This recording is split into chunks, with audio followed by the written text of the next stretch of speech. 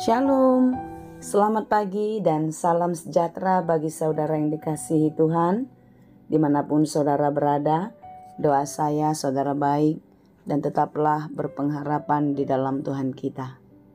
Sebelum kita melanjutkan aktivitas, marilah kita meluangkan waktu untuk mendengar dan merenungkan firman Tuhan.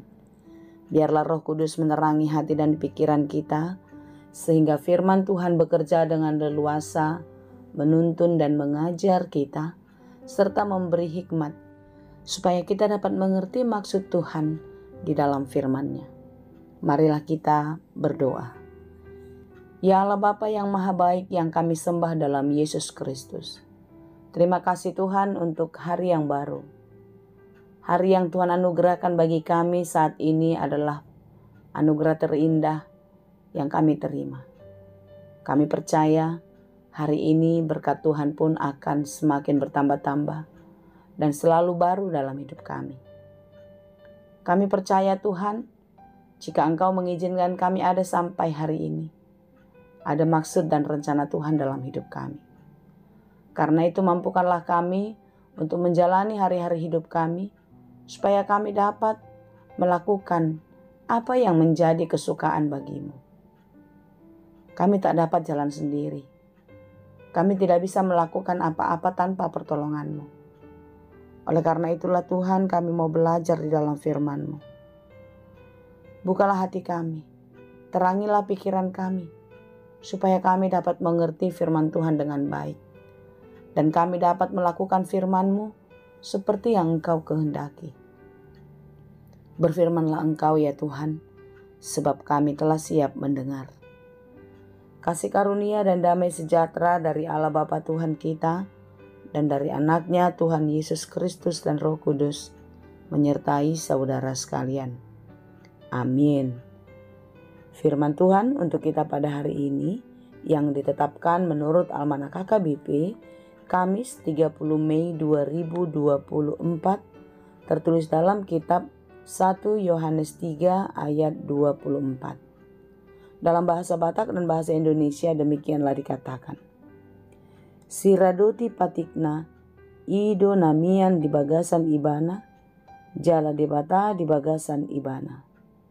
Jala sianod do taboto, naumian ibana di bagasan hita.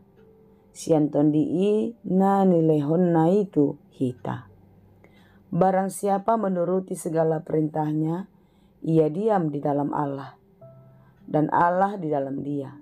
Dan demikianlah kita ketahui bahwa Allah ada di dalam kita, yaitu Roh yang telah Ia karuniakan kepada kita. Demikianlah pembacaan firman Tuhan.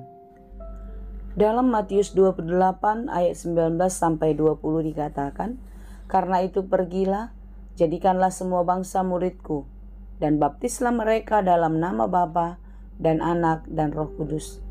Dan ajarlah mereka melakukan segala sesuatu yang telah kuperintahkan kepadamu. Dan ketahuilah, aku menyertai kamu senantiasa sampai akhir zaman. Saudaraku yang dikasihi Tuhan, dalam amanat agung Tuhan Yesus kepada murid-muridnya, sebelum ia naik ke surga, Tuhan Yesus tahu kalau murid-murid akan mengalami kesulitan, mengalami banyak tantangan di dalam memberitakan Injil Kristus ke tengah-tengah dunia. Sekalipun demikian, Yesus Kristus memberi kekuatan dan jaminan kepada murid-murid bahwasanya mereka tidak akan dibiarkan. Mereka tidak pernah sendirian, melainkan penyertaan Tuhan akan terus ada sampai pada akhir zaman.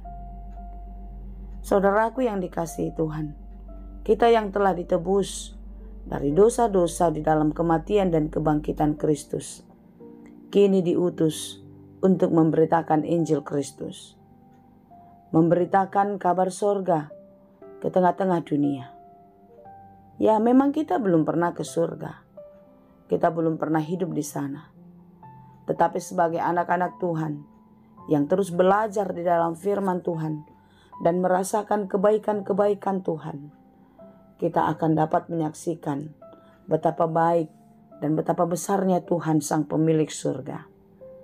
Oleh sebab itulah saudara-saudara, pesan firman Tuhan hari ini tentu tidak hanya kepada murid-murid Yesus seperti para rasul yang di dalam Alkitab. Tetapi pesan firman Tuhan ini sampai kepada kita, orang-orang yang percaya, yang telah menerima penebusan Yesus Kristus, yang telah dibenarkan, yang telah dimurnikan di dalam kasih-Nya. Hidup di dalam Tuhan berarti melakukan perintah-Nya. Hidup di dalam Tuhan berarti taat sampai mati di dalam melakukan kehendak Allah.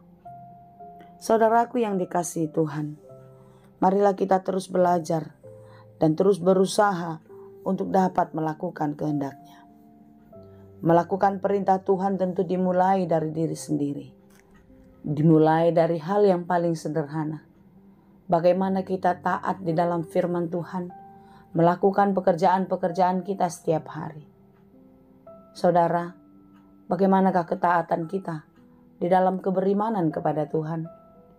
Apakah semuanya hanya angin-anginan saja?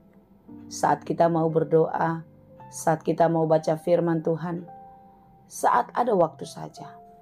Tapi kita abai ketika kita dalam pekerjaan yang begitu padat, dalam kondisi kelelahan.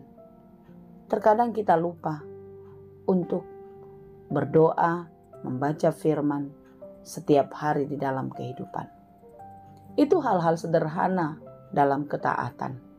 Itu hal-hal sederhana untuk kita dapat memulai melakukan perintah Tuhan. Bagaimana kita dapat memberitakan Injil Yesus Kristus jika kita sendiri saja tidak mendapatkannya? Jika kita sendiri saja tidak mau mencarinya, jika kita sendiri tidak mau terus memperdalamnya dengan membaca dan merenungkan firman Tuhan. Saudara yang dikasihi Tuhan, dan aplikasi dari perenungan kita akan firman Tuhan tidak cukup sampai pada diri kita saja. Kita harus mengaktualisasikannya di tengah-tengah kehidupan kita.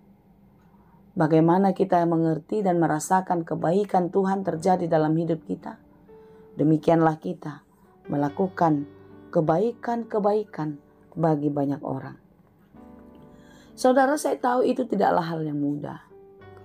Bagaimana kita tetap taat dan setia dalam melakukan segala sesuatu yang telah dikaruniakan Tuhan kepada kita. Itu tidak mudah. Tetapi satu yang harus kita yakini, bahwasanya Tuhan tidak pernah meninggalkan kita. Sesulit apapun itu, seberat apapun tantangan kita, percayalah, penyertaannya selalu ada. Ini dapat dibuktikan dengan pencurahan Roh Kudus kepada orang-orang yang percaya. Roh Kudus adalah pertanda Allah ada bersama dengan kita. Roh Kudus adalah pertanda Tuhan terus memberikan kekuatan dan akan memberikan pertolongan kepada kita. Oleh sebab itu saudara-saudaraku yang dikasihi Tuhan, jangan pernah takut dalam hal apapun, di dalam melakukan kebaikan di tengah-tengah kehidupan. Karena dengan melakukan kebaikan dan kebenaran, di sanalah kita sedang mengerjakan perintah Tuhan di dalam kehidupan kita. Hiduplah di dalam Tuhan dan jadilah pelaku-pelaku firman-Nya, jadilah pelaku-pelaku kehendak Tuhan di dalam kehidupan. Dan biarlah melalui kehidupanmu semakin banyak orang yang percaya, semakin banyak orang yang mengenal, dan semakin mencintai Tuhan. Kiranya Tuhan menolong dan memberkati kita. Amin. Terima kasih Tuhan untuk firman-Mu hari ini. Mampukan dan kuatkan kami untuk dapat menjadi pelaku firman yang baik. Tuhan, biarlah Engkau selalu ada di dalam kami, sehingga kami dimampukan untuk terus dapat melakukan perintah-Mu di dalam kehidupan kami setiap hari. Ajari kami Tuhan untuk tetap setia dalam segala hal kehidupan kami. Biarlah kami terus terpanggil dan bertanggung jawab untuk melakukan perintah-Mu di dalam kehidupan kami. Ajari kami untuk selalu menyenangkan Tuhan melalui perkataan dan perbuatan kami. Dan biarlah melalui hidup kami semakin banyak orang yang mengenal dan percaya kepadamu. Terima kasih Bapa yang baik. Hanya di dalam Yesus kami berdoa. Anugerah Tuhan kita Yesus Kristus, kasih karunia Allah Bapa, dan persekutuan Roh Kudus, itulah kiranya yang menyertai, dan memberkati kamu sekalian. Amin.